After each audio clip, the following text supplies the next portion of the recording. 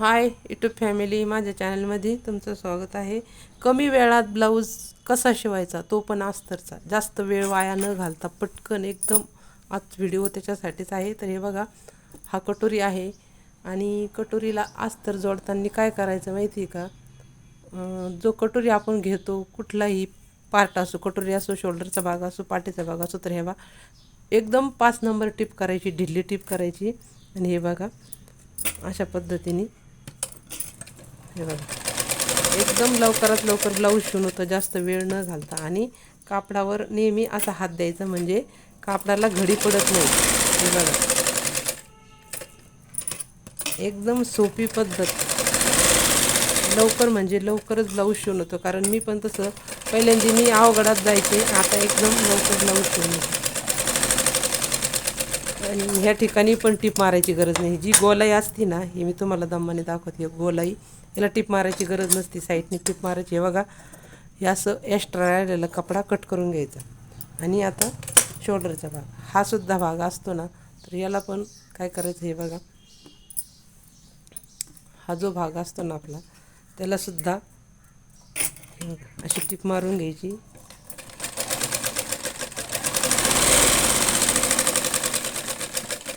एकदम 5 नंबर मोठी टीप मारून घ्यायची. हे बघा, आणि हे एकदम बरोबरीने जोडायचं असतं. या साईडला जोडायची गरज नाही, जी वरची साईड असते ना अशी, त्याला जोडायची गरज नाही, पलटी करायची.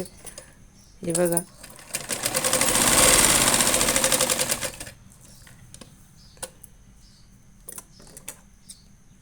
अशा पद्धतीने जोडून जर घेतलं ना, तर पटकन ब्लाऊज शिवून होतो, जास्त वेळ आपला वायाला जात नाही. आपण काय करतो, सगळीकडं पॅक करत बसतो, इकडच्या साईडला टीप, काहीच गरज नसते. हे बघा, इथं वरती मी टीप पण मारलेली नाही. साईडला जो कपडा जास्त एक्स्ट्रा झाला बा, अस्तरचा एक्स्ट्रा होतो, कधी कधी ब्लाऊज पीसचा एक्स्ट्रा होतो. हे अशा जे दोरे असतात ना, ते पण कट करून घ्यायचे व्यवस्थित. हवा इथं थोडंसं अस्तर बाहेर आलेलं आहे, ते पण असं कट करून घ्यायचं. आणि अशा पद्धतीने दोन्ही भाग शिवून घ्यायचे. आता कटोरीचे मी एक अगोदरच शिवून ठेवलेलं आहे. बघा, हे दोन्ही पण मी अशा पद्धतीने जोडलेले. आणि हा भागसुद्धा, हे बघा, हा दोन्ही पण पहिला एक जोडून ठेवलेला आहे, आणि आता हा दुसरा. हे बघा अशा पद्धतीने हे जोडून घ्यायचे. हे दोन्ही भाग मी तयार केलेले. हे बघा, हे बघा आता दिसतं.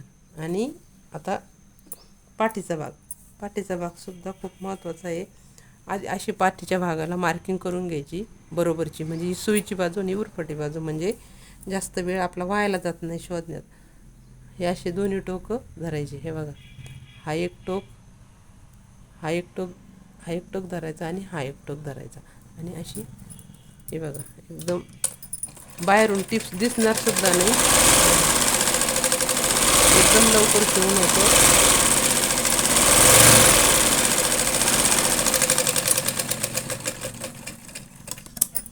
आता हे जोडलं ना, तर काय करायचं, हे जोडल्यानंतर आपल्याला आतल्या बाजूने दाबटीप द्यायची. अशी अस्तर इकडच्या बाजूला ठेवायचं. हे बघा, आतल्या बाजूनी अशी दाबटीप द्यायची. बघा,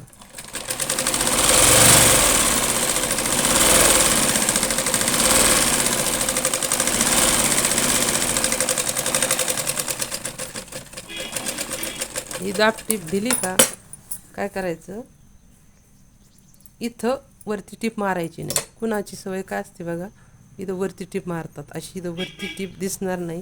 त्याच्यासाठी काय करायचं, डायरेक्ट ब्लाऊजचा गळा असा फिट करून घ्यायचा.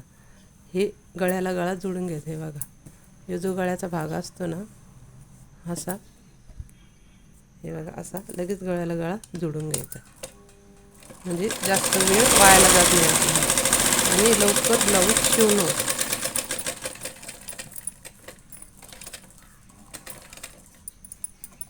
हे बघा, असं करून घ्यायचं व्यवस्थित, एकमेकावर कपडा ठेवून घ्यायचा. हे बघा, असा एकमेकावर कपडा ठेवून घ्यायचा, आणि थोडंसं कमी जास्त झालं तर कट करून घ्यायचं.